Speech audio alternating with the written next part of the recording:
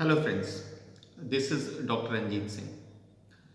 Dear friends, आज मैं आपसे कुछ थोड़ी सी इम्पोर्टेंट बातें करनी है मुझे, स्पेशली उन स्टूडेंट्स से जो टीजीटी इंग्लिश की तैयारी कर रहे हैं या एलटी मेंस के एग्ज़ाम की प्रिपरेशन कर रहे हैं और उनके ब्रेन में कुछ कन्फ्यूज़न है इस बात को लेकर कि एलटी मेंस की तैयारी पर फोकस किया जाए या टीजीटी का एग्ज़ाम जो जून में है उसकी तैयारी पर फोकस किया जाए। इसी बात को लेकर मैं थोड़ा सा डिस्कशन करूंगा आपके साथ।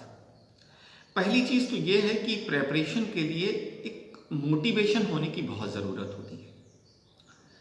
मोटिवेशन का सिंपल सा मतलब है कि कोई ऐसी चीज़ जो कंटिन्यूअसली आपको इंस्पायर करती रहे, पढ़ने के लिए मजबूर करती रहे और अंदर से एक फील आती रहे कि हाँ मुझे पढ़ना है।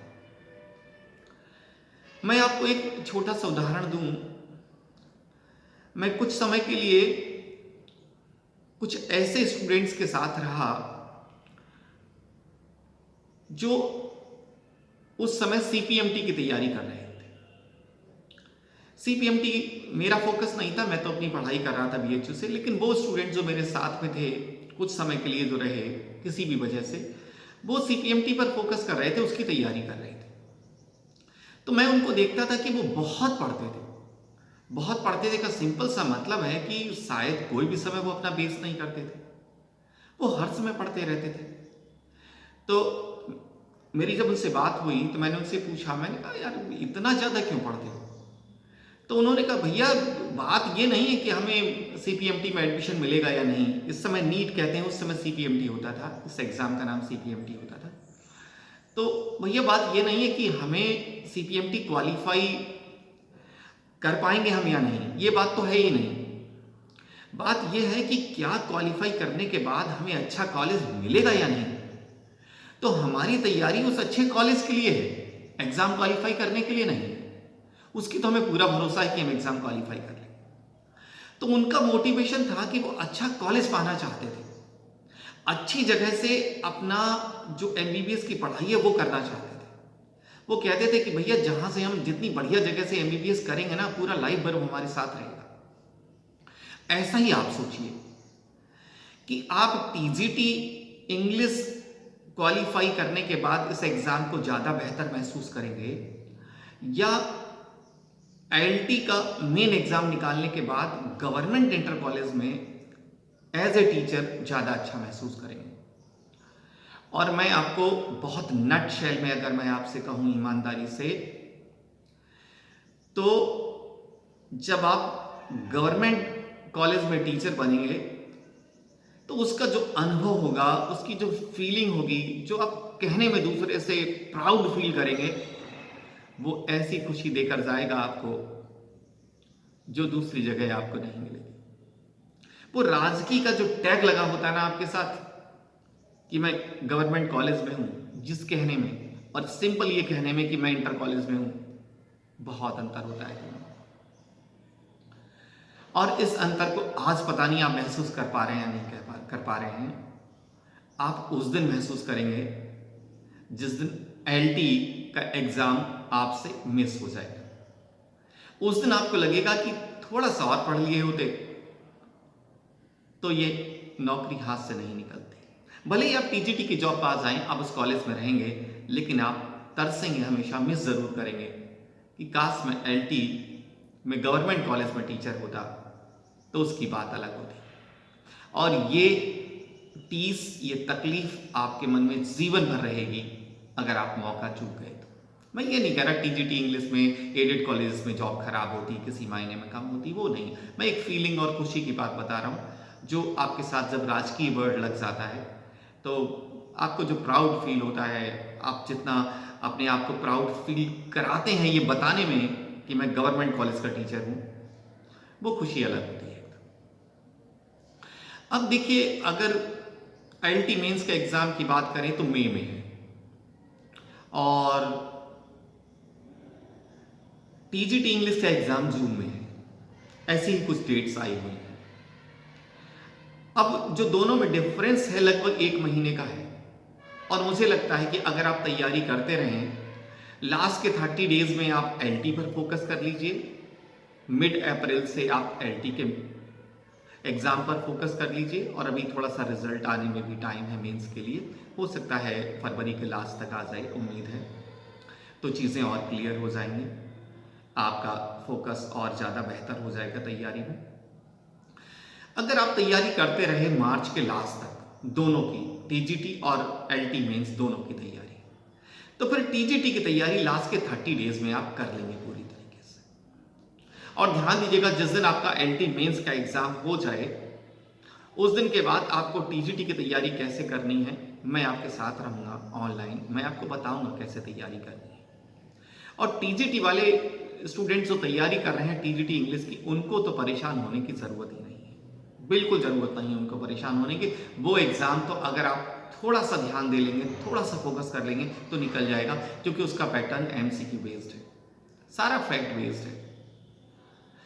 एलटी मेंस का एग्जाम थोड़ी तैयारी मांगता है, और इस समय जब तक रिजल्ट नहीं आ रहा है, मैं आपसे उम्मीद करूंगा जो एलटी मेंस की तैयारी कर रहे हैं वो सिर्फ सिलेबस पढ़ते रहें बार बार, जो टेक्स्ट प्रेस्क्राइब्ड है उन टेक्स्ट की समरी बार बार पढ़ते रहें, जो पोइम्स प्रेस्क्राइब्ड हैं उन पोइम्स की समरी बार बार पढ़ते रहें, उनके जो फीचर्स हैं उन्हें बार बार पढ़ते रहें, और इतना पढ़ते रहें कि जब एलटी मेंस का रिजल्ट आ जाए और उनका नाम उसमें आ जाए कि आपने एलटी प्रीलिम्स का रिजल्ट आ जाए और मेंस के लिए आपका नाम आ जाए, तो और आपका नाम उसमें हो, तो उस समय आपको ज़्यादा मेहनत करने की ज़रूरी ना हो, केवल राइटिंग स्किल पर फोकस करना।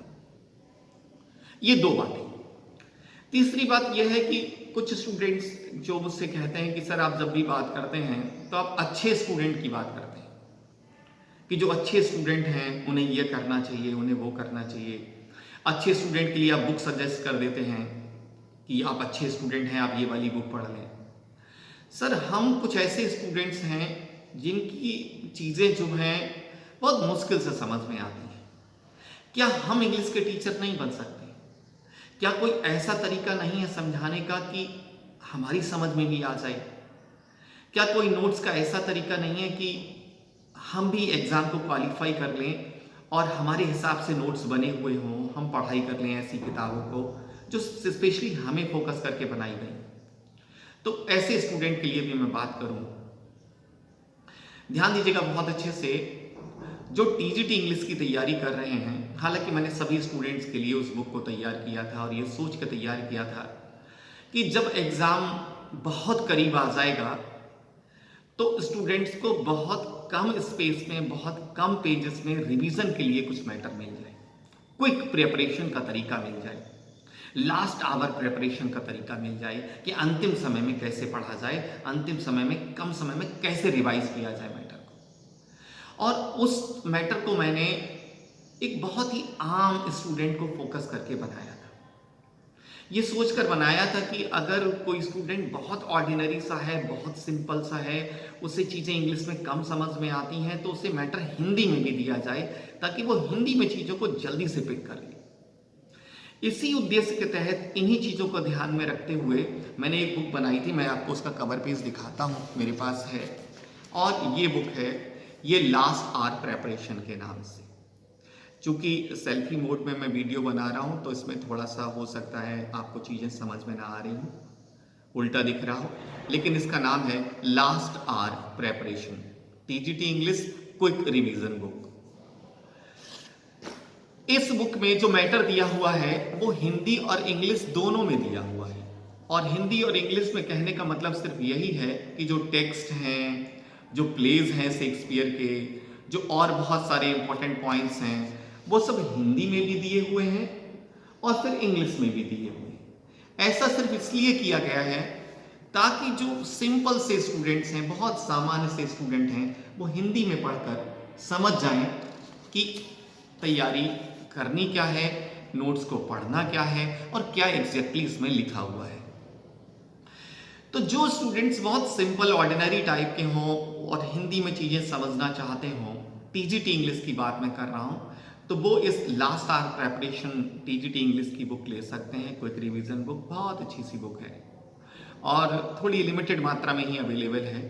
तो आप अपने पास की बुक शॉप पे जाएंगे, उम्मीद है आपको मिल जाएगी। ऑनलाइन खोजेंगे तो ऑनलाइन भी अमेजन पे ये बुक अवेलेबल हो। ये तो बात रही उन स्टूडेंट्स के लिए जो टीजीटी इंग्लिश की तैयारी कर रहे हैं और बहुत उनका जो प्रिपरेशन का लेवल है वो ऑर्डिनरी टाइप का है, सामान्य तरीके से तैयारी करना चाहते हैं। अब मैं बात करना चाहता हूं उन स्टूडेंट्स के लिए जो बेहतरीन हैं, जो बढ़िया स्टूडेंट हैं, जो बहुत अच्छी तैयारी में लगे हुए हैं। डियर स्टूडेंट्स, आपके लिए आने वाले मार्च के फर्स्ट वीक में मैं कुछ नया लेकर आने वाला हूं। मैं कुछ नई चीजें आपके सामने रखूंगा, ऑनलाइन भी और ऑफलाइन भी, दोनों तरीके से। जो चीजें मैं ऑफलाइन आपके लिए रखूंगा तो मैं आपसे उम्मीद करूंगा कि आप उस मैटर को, उस मटेरियल को जो आपको प्रोवाइड किया जाएगा, उसके बाद आप थोड़ा सा अपने आप को कट ऑफ कर लेंगे सोसाइटी से, अपने रिश्तेदारों से और अपने फ्रेंड्स। क्योंकि जो मैटर मैं आपको दूंगा वो मैटर सिर्फ 45 डेज में तैयार करने के लिए बनाया गया है। और ऐसी कोई भी चीज जो आपको तैयार करनी है, उसके लिए ना आपको फिर कहीं भागना है, यूट्यूब पर भागना है, ना ही आपको कहीं किसी बुक के लिए भागना है, ना ही किसी एआई का सपोर्ट लेना है, कुछ नहीं करना है। बस एक टेबल होनी चाहिए आपके पास, उस पर एक टेबल लैंप होनी चाहिए और बस आपका मैक्सिमम समय उस टेबल पर ही गुजरना चाहिए। ऐसा कुछ मैटर, ऐसा कुछ अनाउंसमेंट मैं मार्च के फर्स्ट वीक में करूंगा। उसी समय होली भी है, तो होली आप लोग एंजॉय करेंगे और उसके जस्ट बाद मैं आपके लिए उपलब्ध कराऊंगा उस मैटर को। तो आप एकदम निश्चिंत रहें, एकदम चिंता ना करें किसी तरीके की। आपके पास जो भी मैटर उपलब्ध है उसकी तैयारी करते रहें, उसे पढ़ते रहें बहुत बेहतर तरीके से। और टीजीटी इंग्लिश के स्टूडेंट्स किसी भी तरीके से परेशान ना हो कि उन्हें तैयारी क्या करनी है, क्या पढ़ना है, कैसे क्या करना है। आप बस लगे रहें, जो भी मैटर आपके पास है उसे आप पढ़ते रहें। और जो मैं वीडियो वाले लेक्चर्स यूट्यूब पर लेकर आता हूँ उसे आप देखते रहें और डेली कुछ ना कुछ नॉलेज आपको मिलती रहेगी उन वीडियोज से, और अपनी तैयारी में लगे रहें। मेन चीज़ ध्यान रखिए, कंटिन्यूटी बहुत ज़रूरी है। ऐसा ना करें कि अपनी तैयारी में बीच में गैप्स डाल दें। आप 2 दिन पढ़ें, 1 दिन ना पढ़ें, फिर 2 दिन पढ़ें, नहीं। आप तैयारी बनाए रखिए। एक चीज़ को बार बार लगातार पढ़ते रहेंगे तो एक समय ऐसा आएगा कि आपको चीज़ें खुद ब खुद याद हो जाएंगी। और बस वही वक्त लेकर आना है आपको कि आप क्वेश्चन देखें और आंसर समझ जाएं।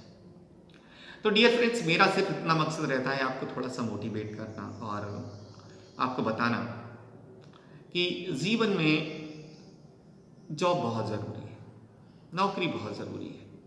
उसके बाद की बातें बाद में आती हैं। पहले आपको एक नौकरी मिल जानी चाहिए, क्योंकि उसके बाद आपको एहसास होता है कि अरे मैं तो इस नौकरी से बढ़िया चीज़ के लिए बना हूँ। तो वो बात अगला स्टेप है। पहला स्टेप है जॉब पाना।